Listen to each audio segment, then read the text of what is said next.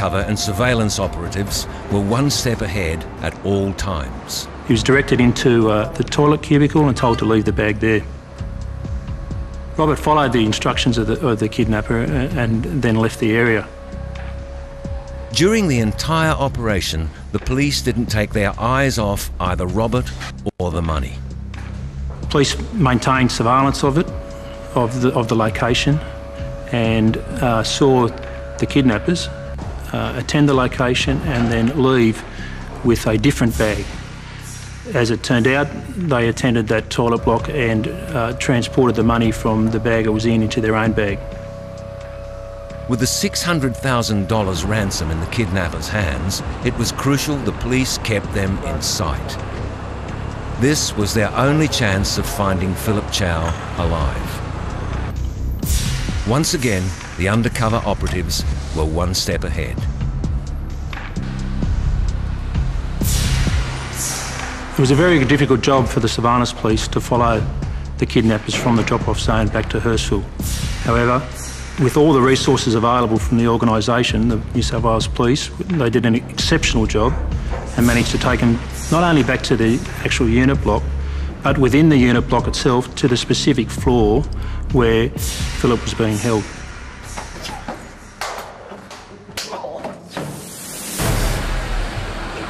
Now that the gang had their money, they dumped Chow in a shopping centre car park. His vision was still being blocked with glasses and patches, and he was taken out of the car and the car drove away. Shortly after, police approached Philip and started to attend to his medical needs. He had quite significant injuries because of the tight bindings around his wrists. Officers swooped on this Hurstville unit block last night, smashing an alleged kidnapping ring and seizing $600,000 in ransom money. The operation was a complete success, and police had built a bridge to the Chinese community. Both the Chow and the Ho family are extremely pleased with the results that happened, the safe return of Philip and the lengthy terms of imprisonment that the gang received. They encourage people of their community to trust in the authorities. When we come back on Gangs of Oz, the secret police videotapes of an amazing heroin bust at sea, and a crime gang of orphans who worked against and with the cops.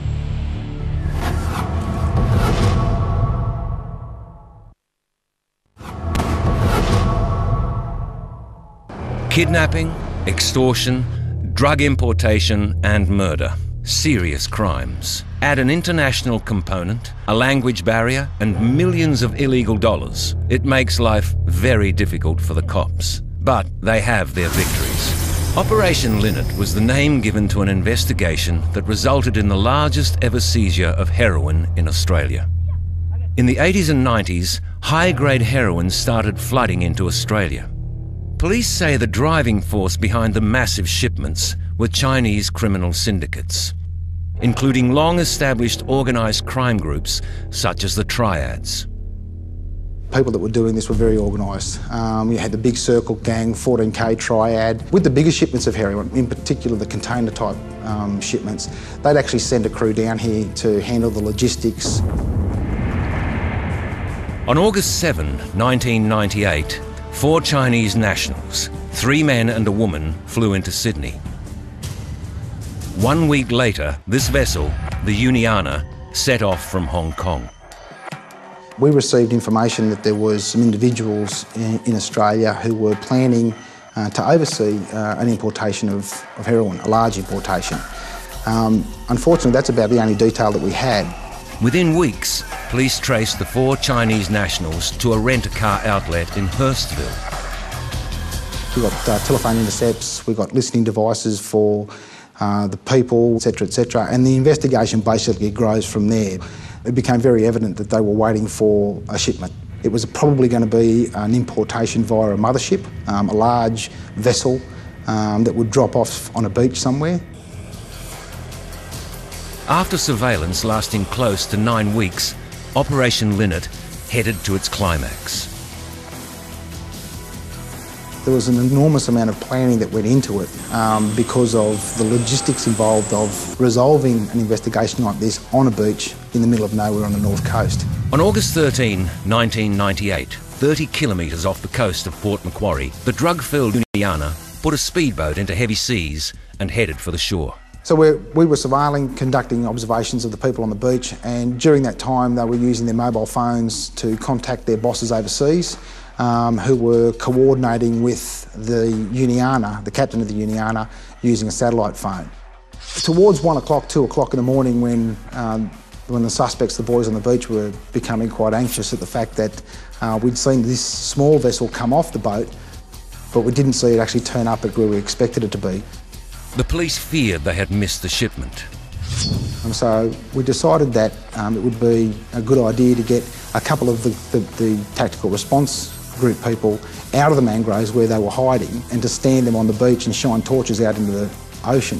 Those in the speedboat, thinking the torches were being held by their fellow smugglers, hit the beach. But running to greet them, a large number of little white dots, otherwise known as the Tactical Response Group. With the arrests made, police started examining the speedboat's contents. The Go Fast boat was a 7.5 metre long fiberglass speedboat. In the middle of the boat, exposed, open to the elements, were 31 fake Prada bags. And once we had a look inside the Prada bags, there were 1,104 blocks of number 4 high-grade heroin. It was, and remains, Australia's biggest heroin seizure. Along with the arrests on the beach, police also arrested the couriers who were heading back to Sydney. Out at sea, the Uniana tried to make a run for it. There was a pursuit at sea, and after several calls by the customs vessel to halt, Copper there, you see? the Navy frigate actually said to the captain of the Uniana either halt, comply with the orders, or they'd fire across the bow.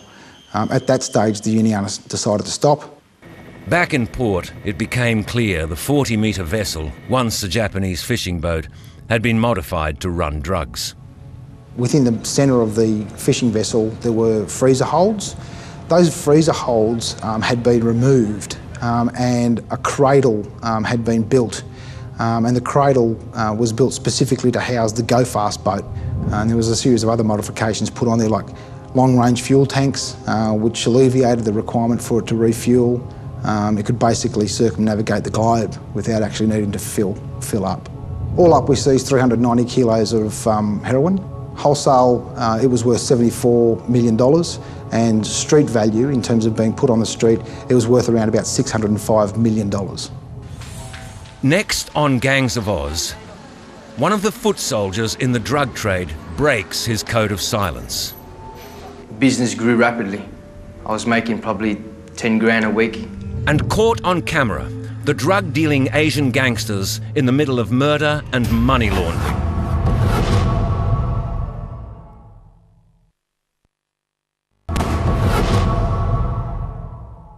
While police were having success stopping a major heroin importation, the operation is a victory in the federal government's war on drugs. On the streets, business was still good. For the Asian gangs operating in the city's outer suburbs, there was still plenty of drugs to go around. Now, for the first time, an ex-dealer speaks out about his extraordinary life on the front line of Australia's bustling heroin trade. I grew up in Cabramatta, which is also known as the drug capital of Australia. I come from a big family of 10. I'm one of 10 kids.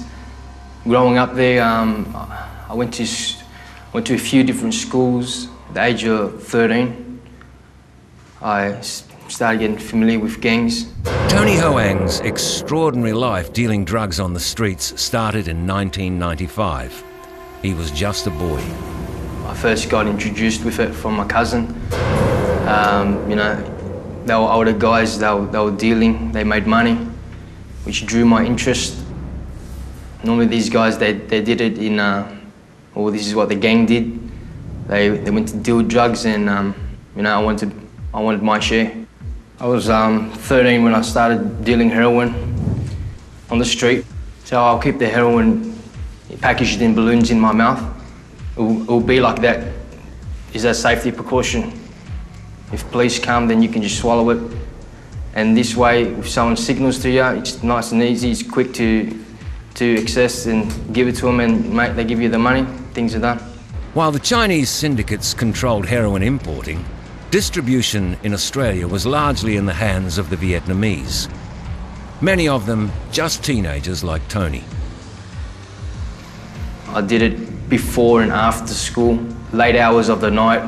You know, there was hours that were good, there was hours where were not, so I knew them. And you know, I just went out there and made a killing. Heroin addicts from all over Australia flocked to Cabramatta. What came in on the ships like the Uniana was destined for the streets. I'll be on the street in Cabra, and as they get off their train, you know, you have countless customers come, and you know, you would do exchange, and you know, the deal would be done. I would make probably about 10 deals a day, just to get good $400 to $500. Some other days, you know, you go out for round 2. That amount of money is good when you're 13. Such brazen dealing led to his inevitable arrest. I'm on the street, I get confronted with someone that wants some stuff. So I give it to him.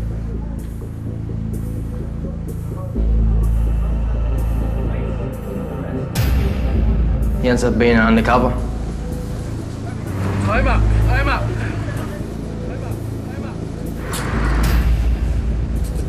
Come on with me. He took me in and I got charged.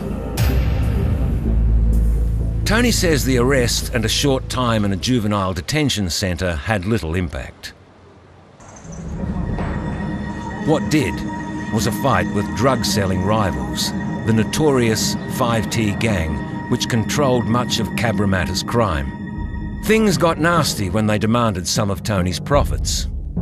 What would happen is the new generation 5T will come out and then, you know, they'll take, or they'll tax money off you from your dealing. But come around to me, I wouldn't give it to them. You know, I'd rather go through a fight than hand over what I've worked for. And that's just what happened. Until one day, Tony came off second best.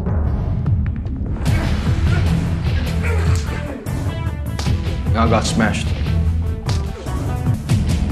From then on, I started getting serious with my business. I wasn't on the street no more. I started saving. I started getting bigger amounts, dealing to dealers on the street. Business grew rapidly. I was making probably 10 grand a week. The money might have been good, but the risks were enormous. And they escalated when Tony Hoang started using heroin himself. Because I had so much of it, it was easy just to use as much as I want. I was just bound to it. You couldn't wake up and go a day without it. From heroin, he went to ecstasy, cocaine and alcohol, all the time running the business with just a couple of trusted relatives. Paranoia soon ruled. I wouldn't be able to sit in a restaurant with my back facing the door. I would keep a .22 under my bed and a shotgun by my bed. You know, just paranoid, just freaking that, you know, or just the life that you live. That life nearly ended in a crowded nightclub.